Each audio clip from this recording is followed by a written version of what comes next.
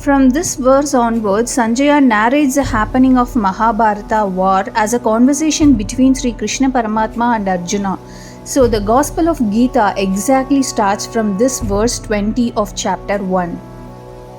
Bhishma blew his conch to show his support to Duryodhana when he was consulting with Dronacharya. Now Arjuna, seeing the army assembled in Kurukshetra, he asked Krishna Paramatma to take his chariot to the center in between the assembly of both the armies. In this shloka, Arjuna called Sri Krishna Paramatma as Achyuta, as the name in Sanskrit means one who doesn't deviate from the divine glory, as Sri Krishna Paramatma is an avatar of Lord Mahavishnu. Arjuna wanted to see the warriors of Kaurava army.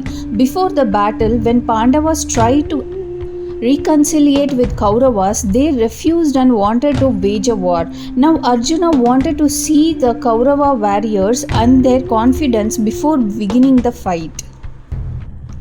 In verse 23, Arjuna is saying that these warriors, kings of other nations, territories, have to come to fight with Duryodhana against us in the name of friends. But they aren't really friends. If they were true friends to Duryodhana, they would have advised him on his welfare and righteousness.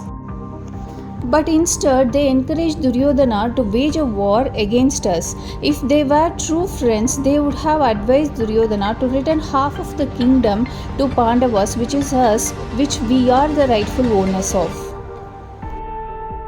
So Arjuna wanted to see whether those allies of Duryodhana have any keen desire to fight this battle. Verse 24 of Gita in chapter 1 is where Sri Krishna Paramatma begins to speak. He placed the magnificent chariot of Arjuna and saying to Arjuna to behold all the Kurus assembled in the Kurukshetra. Kurus implying that both Pandavas and Kauravas belong to the Kuru Vamsha. Now, why Sri Krishna Paramatma has to mention Kurus instead of Kauravas? Arjuna was already weighed down by seeing his kith and kin in the opposing army. Sri Krishna Paramatma said Kurus by adding fuel to his agony. This is to address the delusion in Arjuna's mind so that Sri Krishna Paramatma could then liberate him. Further, if Arjuna thinks that Sri Krishna Paramatma doesn't understand his mind or his agony, then he might not listen to Sri Krishna Paramatma further. So God speaks Arjuna's mind to get his attention focused first. Now Arjuna, seeing the warriors in Kaurava army who are his own uncles, grandparents, cousins, friends and well-wishers, they are not his relatives for namesake. They were the people who taught him archery, shastra and many educative things in his childhood.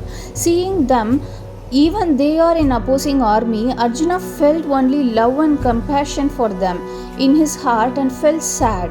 Suddenly he was deprived of the rage and fears he had a few seconds ago before seeing them. Arjuna put down his bow, seeing his relatives in the opposing army starting to lose his interest to fight, and was haunted by the attachment and emotions raging up in his mind.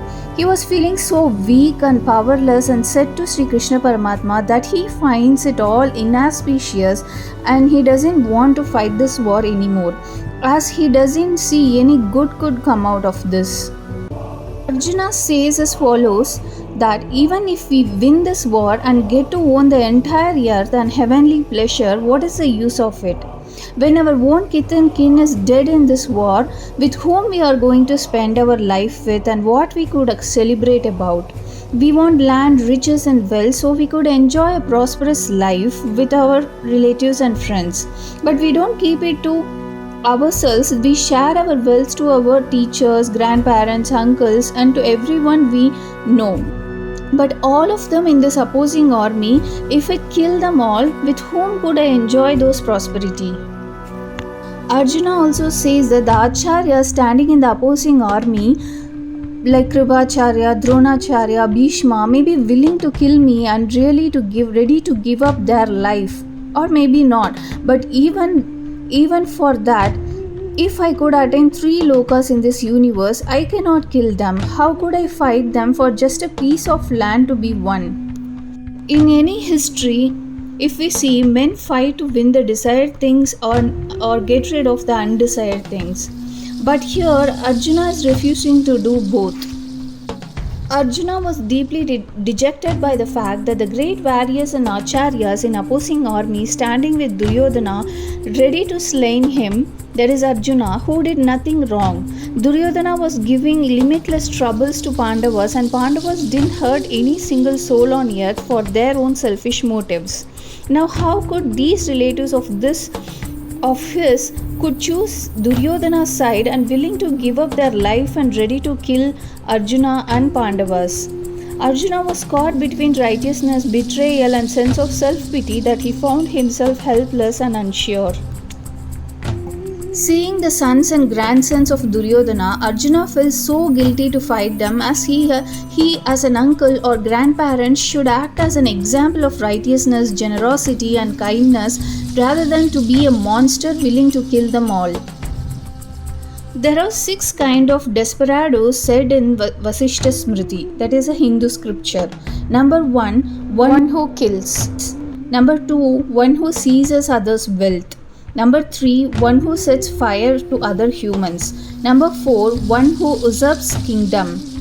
Number 5, one who kidnaps women. Number 6, one who poisons.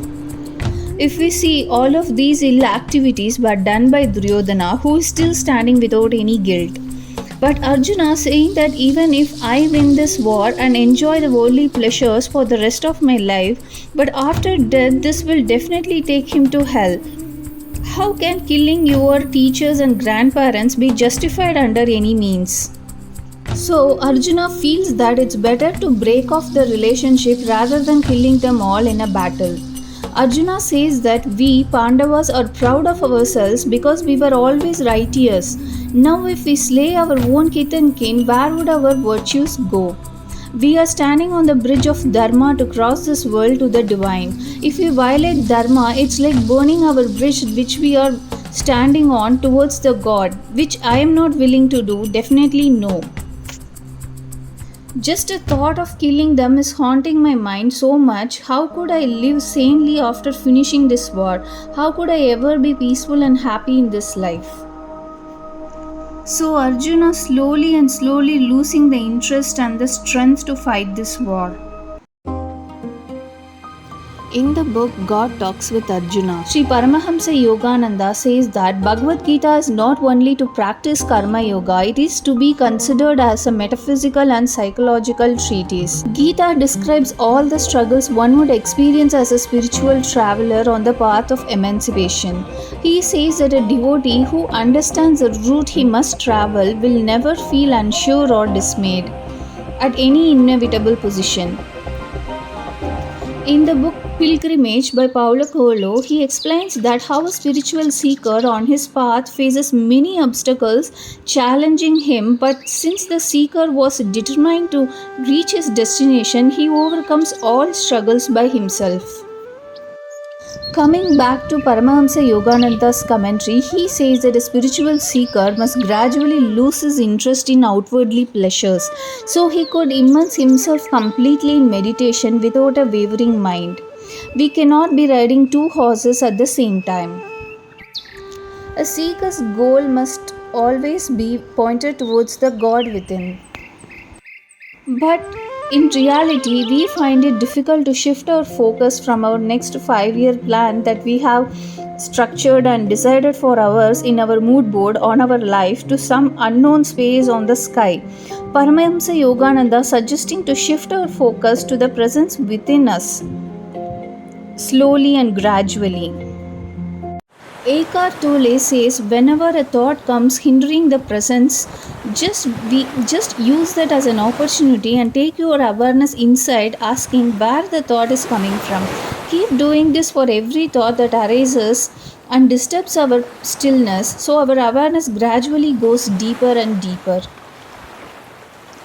But for a seeker living among this contrasting life, shifting the focus from outside world to the presence within is much difficult, as often disinteresting. We are often amazed by the outwardly pleasures and keep on wanting them more and more. But this is taking the human into a deep paradox where we intend to pursue a material goal through a tedious process or persistence and finally attain the goal.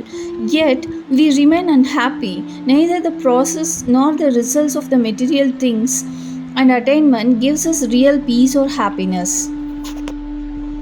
This is explained in detail in Yoga Vasishta scripture, which is a conversation between Lord Rama in his childhood and Maharishi Vasishta. Maharishi Vasishta says that this samsara, the material or the family life, always biting the man like snakes from all sides and never leaves us alone. Unless we lose attachment to the material desires, the add-ons of pain, misery, jealousy, and all negative emotions and samskaras keep on biting the seeker and never let him alone to be peaceful. Here is the question comes that what should we do if we either renounce or leave our attachment to outside material thing? The human mind always wants to focus on something. Paulo Coelho says everyone's life is miserable unless he finds what gives him true joy. If someone likes to do gardening, then he should go on and pursue that and follow the passion of his so that his mind becomes totally present with the action and no more agony or any kind of mental trauma. This is what Paramahamsa Yogananda implies in his commentary. When a seeker is sure to pursue a path, nothing bothers his progress. Paramahamsa Yogananda also says, as a seed gets manifested into a giant tree, man in God's form should manifest his spiritual nature. Paramahamsa Yogananda doesn't encourage a passive life. A man should focus positively and aggressively on his spiritual life and turn his attention inwardly with much eager and interest. Scriptures describe the human body as a product of nature with 6 defects of delusion. It is born, it exists, it grows, it changes, it decays, and it annihilated. But still we expect permanent happiness from this impermanent body. Bhagavan Osho says meditation is the simplest thing to do in this universe. But the main reason why we don't pursue the inner path is because the material pleasures are known, but the inner joy is unknown. But aren't we curious to know where the impulses, thoughts, and guidance is coming from inside of us? Shouldn't we try to explore at least for a few minutes every day? Sanjay उवाच अत व्यवस्थितान् दृष्ट्वा धार्तराष्ट्रान् कपिध्वजः प्रवृत्ते शस्त्रसम्पाते धनुरुद्यम्य पाण्डवः ऋषिकेशं तथा वाक्यम् इदमाह महीपते श्री अर्जुन उवाच सेनयोरुभयोर्मध्ये रथं स्थापयमेच्युत यावदेतान् निरीक्षेऽहं योद्धुकामानवस्थितान् कैर्मया सह योद्धव्यम् अस्मिन् रणसमुद्यमे योत्स्यमानान् वेक्षेऽहं यतेऽत्र समागताः धार्तराष्ट्रस्य दुर्बुद्धेर्युद्धप्रियचिकीर्षवः संजय उवाच एवमुक्तो हृषीकेशो गुडाकेशेन भारत सेनयोरुभयोर्मध्ये स्थापयित्वा रथोत्तमं भीष्मद्रोणप्रमुखतः सर्वेषां च महीक्षिताम् उवाच पार्थ पश्यैतान् समवेतान् कुरूनिति तत्रापश्यत्सितान् पार्थः पितॄन् पितामहान् आचार्यान् मातुलान् भ्रातॄन् पुत्रान् पौत्रान् सखींस्तथा स्वशुरान् सुहृदश्चैव सेनयोरुभयोरपि तान् समीक्ष्य स कौन्तेयः सर्वान् बन्धून् अवस्थितान् कृपया परयाविष्टो विषीदन्निदमब्रवीत् अर्जुन उवाच दृष्ट्वेमं स्वजनं कृष्ण युयुत्सुं समुपस्थितं सीदन्ति मम गात्राणि मुखं च परिशुष्यति वेपुयुश्च शरीरे मे रोमहर्षश्च जायते गाण्डीवं श्रंसते हस्तात् त्वक्चैव परिदह्यते न च शक्नोम्यवस्थातुं भ्रमतीव च मे मनः निमित्तानि च पश्यामि विपरीतानि केशव न च श्रेयोनुपश्यामि हत्वा स्वजनमाहवे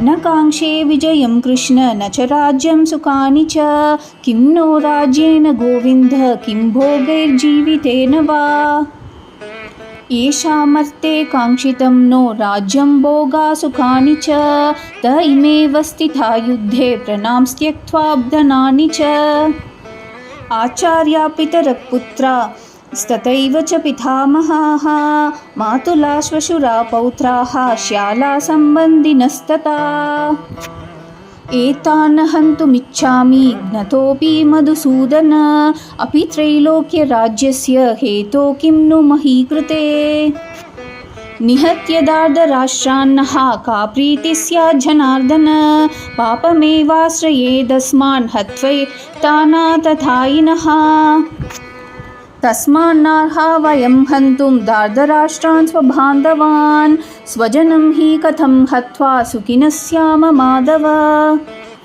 राम राम राम राम हरे हरे हरे कृष्ण कृष्ण कृष्ण हरे हरे